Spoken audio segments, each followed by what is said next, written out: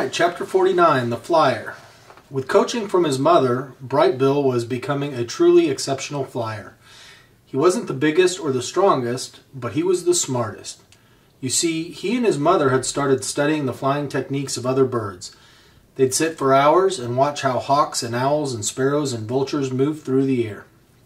Then they'd go up to the grassy ridge and Bright Bill would practice what he learned. Soon, he was diving and swooping and darting and soaring around the island. The adult geese frowned at his flying tricks, but the goslings thought he was amazing. Each morning a gaggle of them would wait on the water for Bright Bill to lead them into the sky. And then a few hours later he'd return home to Roz, shaking his tail feathers and honking about his latest airborne adventures. Mama, the other goslings, didn't know what warm air rises. So I found an updraft, and we spent the afternoon circling around and hardly flapped our wings at all. Mama, did you see that lightning storm today? He knew there was trouble when the wind started blowing from the north. So he flew down to some shrubs and waited for the storm to pass. Mama, we just tried to fly in formation. We all took turns at the point, but everyone liked following me the best, so I led most of the time. Chapter 50, The Button. Bright Bill was thinking about the small button on the back of his mother's head. His mother was thinking about it too. They couldn't stop wondering what would happen if the button were pressed. And one day they decided it was time to find out. Roz sat on the floor of the nest. Her son nervously stood on a stone behind her. "I'm ready when you are," said the robot.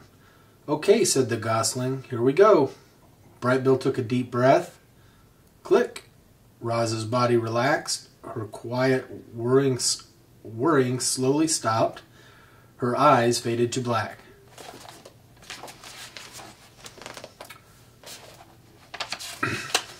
"Mama, can you hear me?" There was no answer. Bright Bill waddled around and looked at his mother's face. Her strange spark of life had gone out. The gosling had never felt more alone.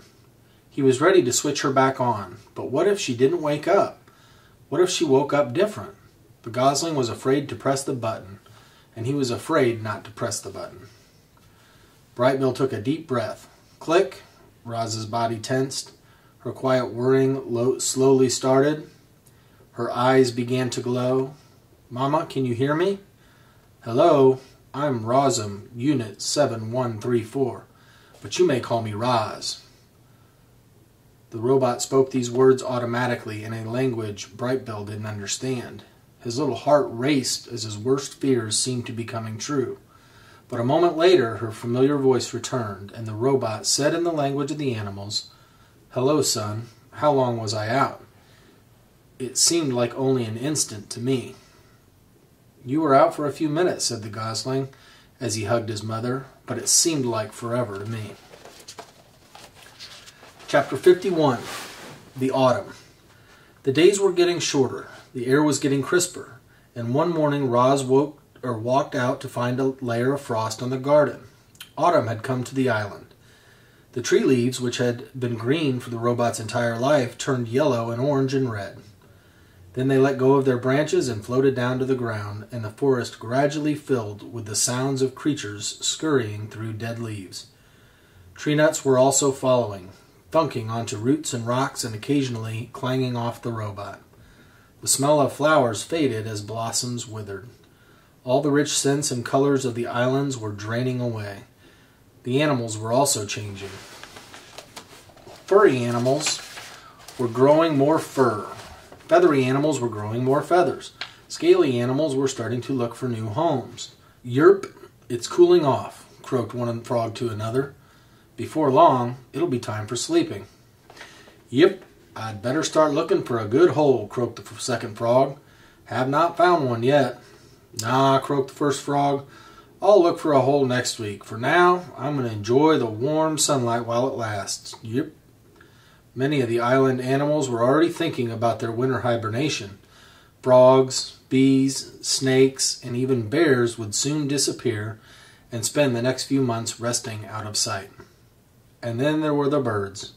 Some birds, like owls and woodpeckers, would spend the winter nesting and eating the island's few remaining edibles. But the migratory birds were preparing for the long journey south to their warm wintering grounds.